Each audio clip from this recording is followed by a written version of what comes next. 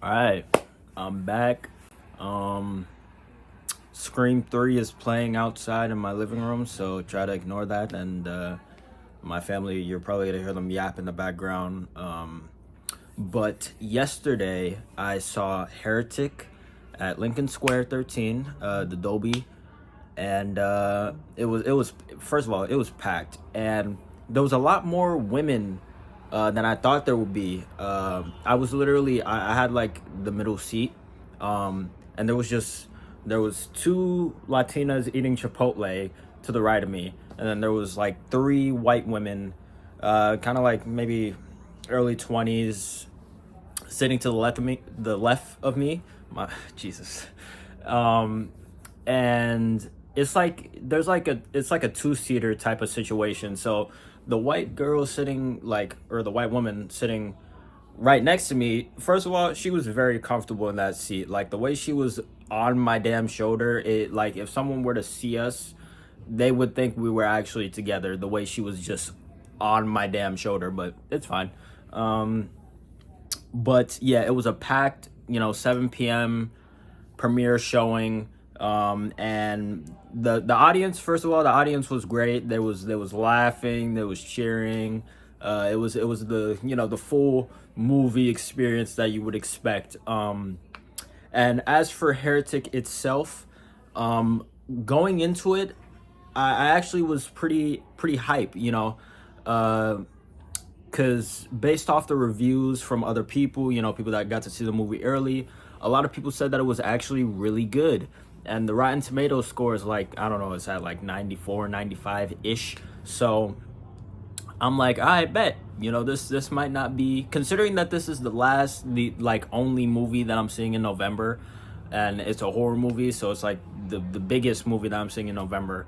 I'm seeing Red One on Sunday, which I wasn't planning on seeing that movie because it looks kind of but there's an early access screening for Sunday in Dolby, so they usually hand out posters or some little nice little trinket, and I like to collect those, so I'll be going to that. But yeah, so going into Heretic, I was very optimistic. It's like a religious, I wouldn't say horror, I would say a religious psychological thriller. That's how I would describe this movie. There's a lot of talking, a lot of different, religions and beliefs thrown out there. And I am a believer of God. I wouldn't personally say I'm religious though. Or like I'm attached. I wouldn't say I'm attached to a religious group. But there was a lot of things thrown out there, and I feel like I would have appreciated it much more if I actually knew more about those different, religions and all of that, because they were spitting out a bunch of facts, a bunch of this, a bunch of that, and I was getting it, I was following, but I feel like I would have appreciated it much more if I was actually, if I, knew my stuff, about religion, like different religions and all that. But the two main characters, Sister Paxton and Sister Barnes, they're on a mission. I think that's what they call it. They're Mormon, and they're just going around town, trying to teach people about Jesus. And they stop at this guy's house. His name is Mr. Reed, and stuff happens. This is gonna be all spoilers, by the way. When it comes to my movie reviews, this is the first one, by the way, the first movie review. But when it comes to these reviews, it's all spoilers. Okay, so yeah, if you haven't seen the movie, I would suggest you go see it. It's definitely worth the watch. I saw it again today at my local theater. It was calm and peaceful. There was barely any people because it's a Friday, so everyone's in school and shit. So but yeah, I would recommend going to see this movie. I would give this movie a solid 8. It definitely opens up the mind. It makes you think and question your beliefs. And it's very it talks about some heavy shit that I actually really appreciate. So they stop at this guy, Mr. Reed's house. They go inside, He says that, you know, he has a wife because they say, you know, we can't come in if there's no woman present. So yeah, he was like, oh yeah, you know, my wife's inside, you know, and she's making blueberry pie. So I bet they go inside. Um, and this dude's house is like, he's like Jigsaw type ish, you know, because his house, he has like little contraptions and little things and that and timers and shit like Jigsaw would. Um, and they just start talking, and a majority of the movie is just them talking, which I quite enjoyed. You know, it was a lot. It kept me intrigued, it kept me invested. And even before that, like before they got to his house, you know, there was just, you know, Barnes and Paxton, they were just yapping about random shit. One of them was like, they was talking about like porn at one point and condoms and shit, like just some random shit. And it was fun, you know, getting to see these two different, you know, their personalities. You know, Paxton seems to be very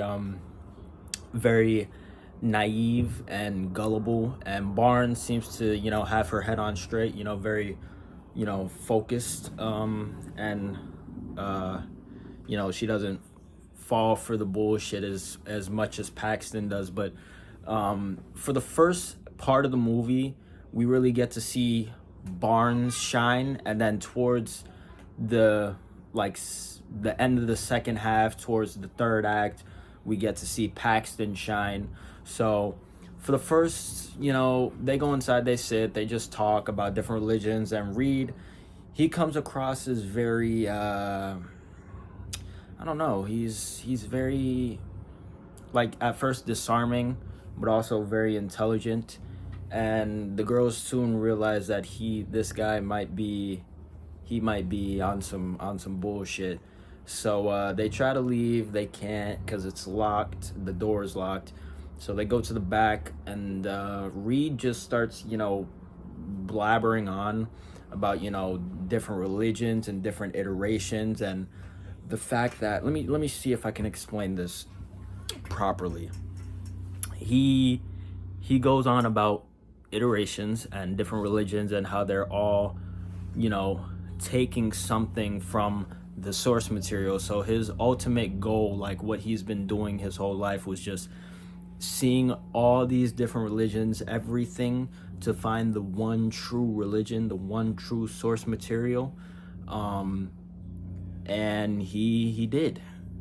And later on in the movie, we find out that that is control, to control people, to, you know, tell them at a young age, like, oh, this is real or that's real, and make them believe it because you told them to, essentially. So throughout the movie, he's just messing with these girls' minds, trying to trick them, using little tricks. Like, at one point he tried to convince Sister Paxton that Sister Barnes wasn't real, like she was an AI, and that it was all a simulation. And this dude is a brilliant capper. Like, he comes up with shit on the fly, and he's able to say it so convincingly that it just, I don't know, bro. He's good at what he does. But in terms of Paxton and Barnes, I actually really enjoyed both of them. I think they were both great. Sophie Thatcher, who was, okay, let me just try to list off all the things that I saw her in. Last year, she was in Boogeyman, which I saw twice. That was pretty solid. And she's also in the show Yellow Jackets.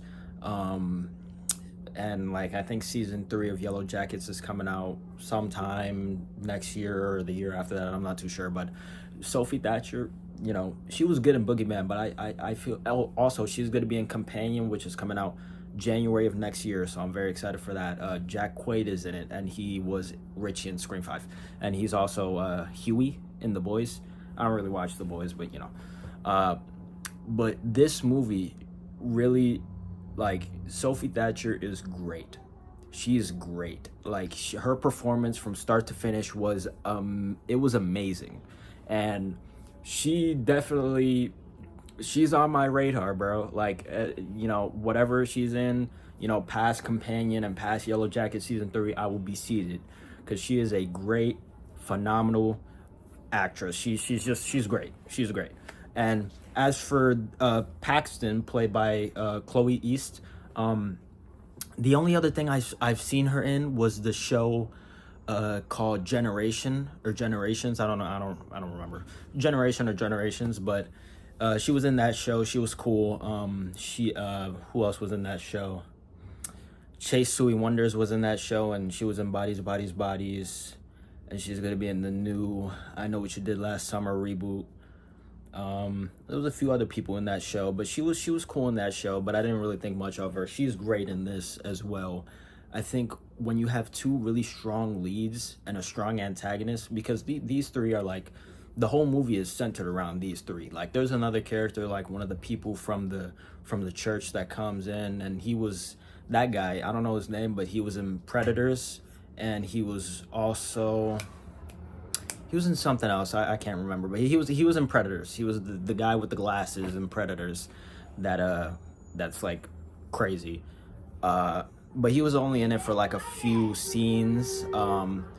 But Hugh Grant, he was great as the main antagonist. Like, he's a piece of shit in this movie. Like, the amount of gaslighting this dude does to Paxton, specifically because, you know, she's very gullible, is insane. Like, the way he just maneuvers around situations and just makes up the most believable lies ever known to mankind to these two girls is crazy.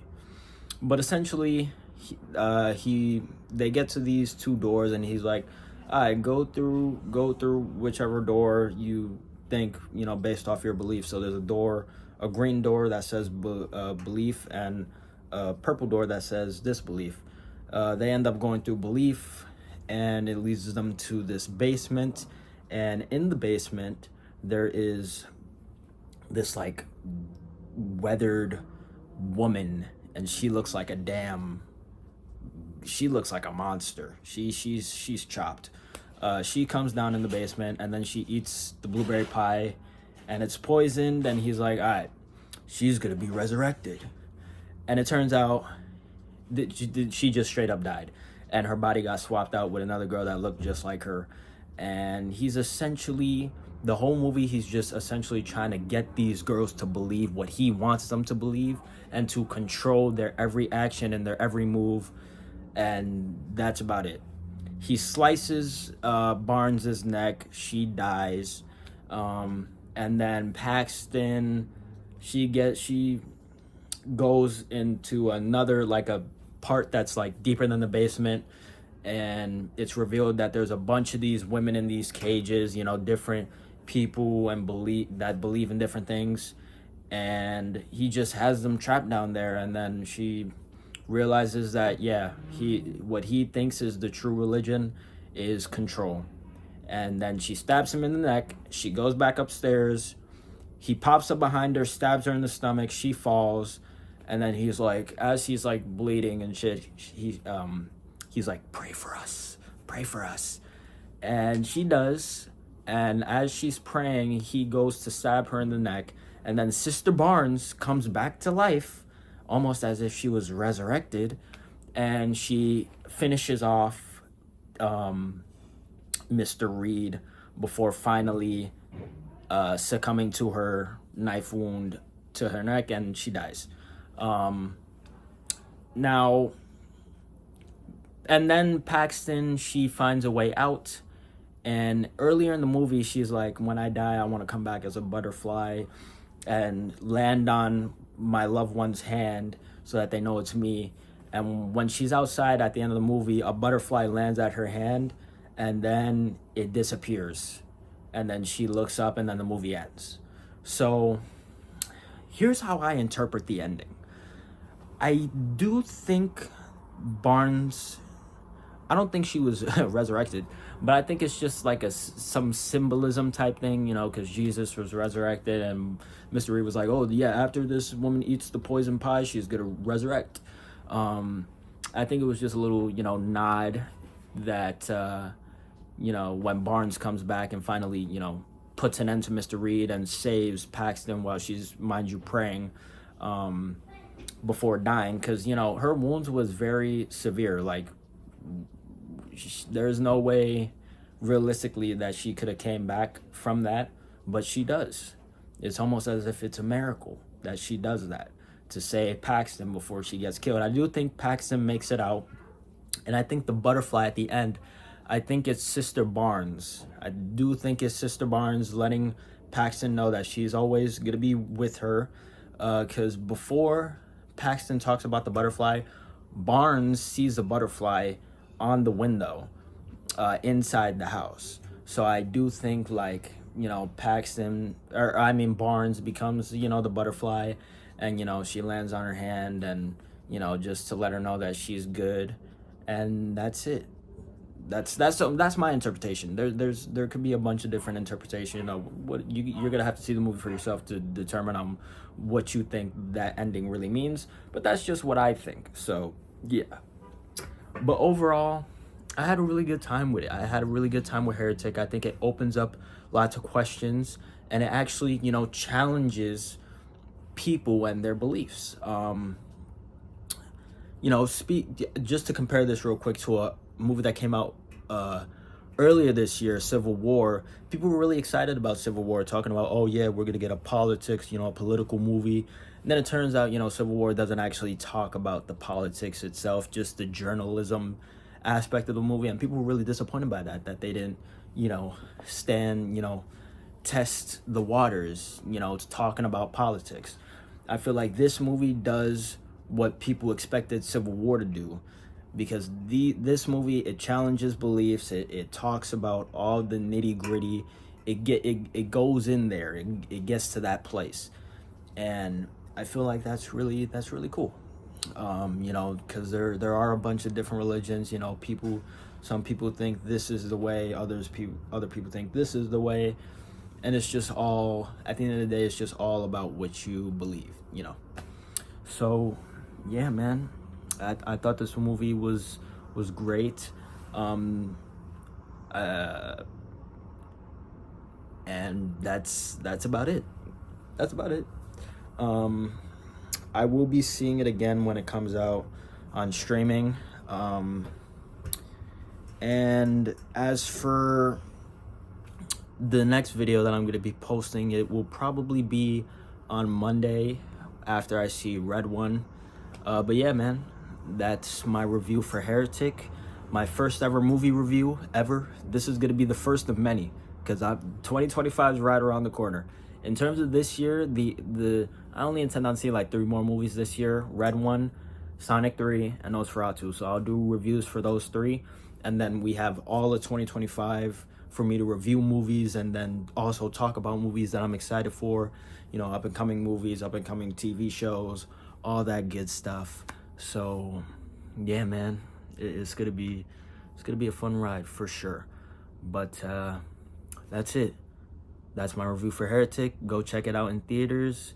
It's a good time for sure. All right, I am the hero light legend of this world, Tyreek Andre Figueroa, signing out. Peace.